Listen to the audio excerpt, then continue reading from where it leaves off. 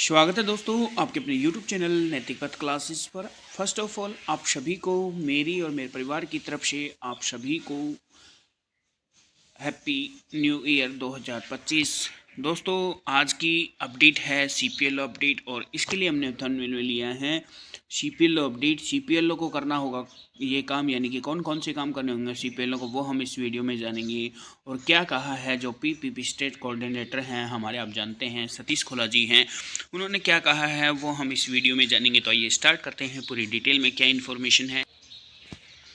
तो प्यारे साथियों, ये है इन्फॉर्मेशन। हरियाणा में सुलभ हुई 7 सुविधाएं, यानी कि PPP से जो के डेटा के बिना ही फॉर्म भरे मिलेगा लाभ, कार्यालय में जाने की जरूरत नहीं। यानी कि जो आपका परिवार पहचान पत्र है उसमें डाटा बिना भरे ही आपको जो योजना का लाभ है वो आपको मिलेगा।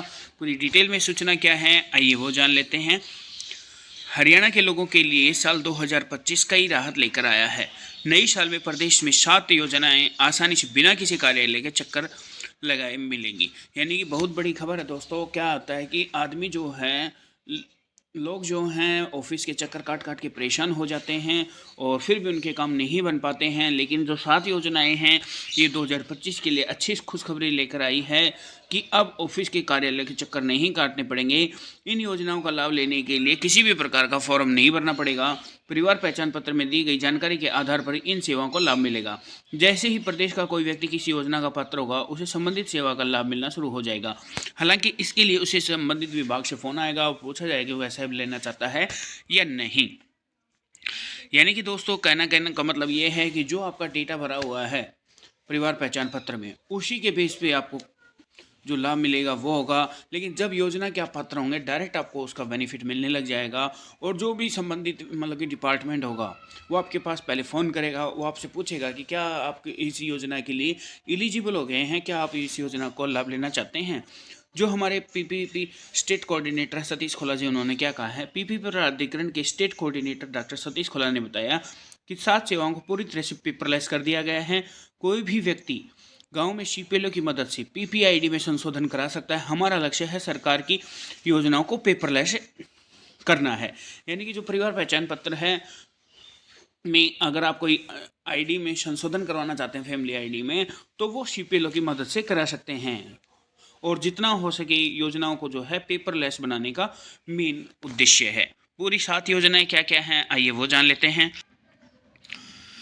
पहले तो है साथियों बुढ़ापा पेंशन। 7 योजनाओं में प्रदेश सरकार बुजुर्गों को 3,000 रुपये पेंशन देती है। जैसे ही कोई व्यक्ति 60 साल का होता है तो समाज कल्याण विभाग से फ़ोन आएगा और पेंशन सहमति पर की जाएगी।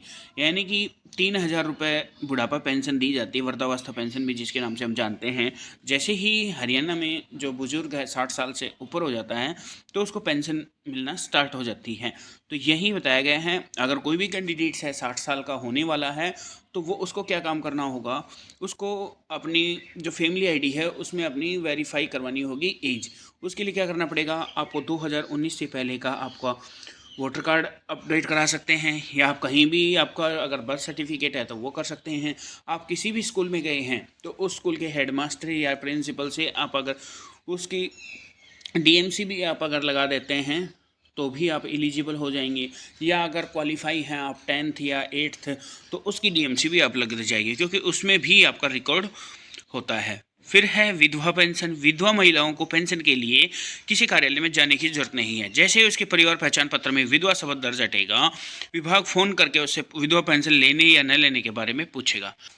यानी कि विधवा पेंशन उसके लिए है जब आपकी फैमिली ID जैसे विवाहित है, अगर उसकी जगह विधवा शब्द अपडेट हो जाएगा तो विभाग जो है यानी कि डिपार्टमेंट जो है वो आपसे पेंशन लेने के लिए पूछेगा कि आप लेना चाहते हैं या नहीं। फिर है दिव्यांग पेंशन। दिव्यांग पेंशन 18 से 60 साल की 60 से 100% दिव्यांग व्यक्ति को 3,000 पेंशन मिलती है। व्यक्ति की आय श्रम विभाग द्वारा अधिसूचित अकुशल श्रमिक की न्यूनतम मजदूरी से अधिक नहीं होनी चाहिए। यानी कि जो न्यूनतम मजदूरी उससे अधिक नहीं होनी चाहिए और फिर उनको 3,000 रुपये पेंशन दी जाती है। फिर है CMGMS मुख्यमंत्री विवाह शगुन योजना, जिसे हम CMGMS के तहत गरीब विधवा और निराश्रित महिलाओं को, खिलाड़ियों व अनाथ बालिकाओं की बेटियों के विवाह के लिए अनुदान राशि दी जाती है। यह योजना पीपीआईडी से जोड़ दी गई है। यानी कि जो मुख्यमंत्री विवाह शगुन योजना है, इसमें 71,000 रुपये दिए जाते हैं।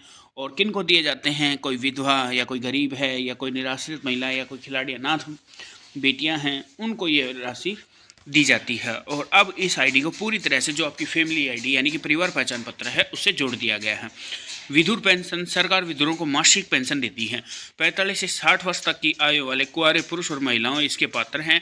सालाना आय 180 से कम होनी चाहिए।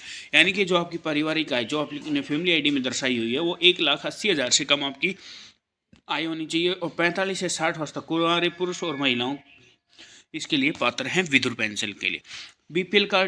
बीपीएल कार्ड बनने की सेवा ऑनलाइन कर दी गई है। जिन परिवारों की 180 से नीचे है, अन्य शर्तों को पूरा करता है, तो उसका कार्ड बनाया जाता है।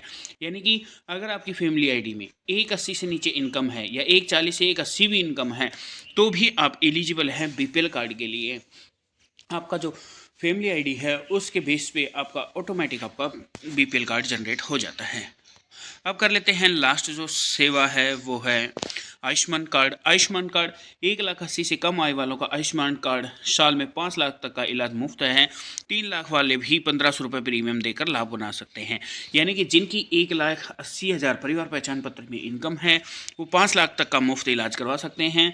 और जिनकी आय 1,80,000 से यानी कि 1,80,000 से 3 लाख के बीच जिनकी इनकम है, वो 1,500 रुपये देकर प्रीमियम का लाभ ले सकते हैं। तो साथियों, ये एक बहुत बड़ी अपडेट थी कि अगर आप कोई भी अपडेट कराना चाहते हैं अपनी फैमिली आईडी में, तो जो आपके गांव में पंचायत लोकल ऑपरेटर, जिसे हम सीपीएलओ के नाम से भी जानते हैं, उससे आप अपनी आईडी अपडेट करा सकते हैं। तो साथियों, ये 7 सुविधाएं थी, पूरी डिटेल में आपको बताई गई हैं। बुढ़ापा पेंशन, विधवा पेंशन, दिव्यांग पेंशन, सीएमजीएस, विधुर, बीपीएल कार्ड और आयुष्मान कार्ड। साथियों, ये एक अपडेट थी। अगर आपको वीडियो अच्छी लगे तो प्लीज़ चैनल को लाइक से सब्सक्राइब कीजिएगा। थैंक यू दोस्तों।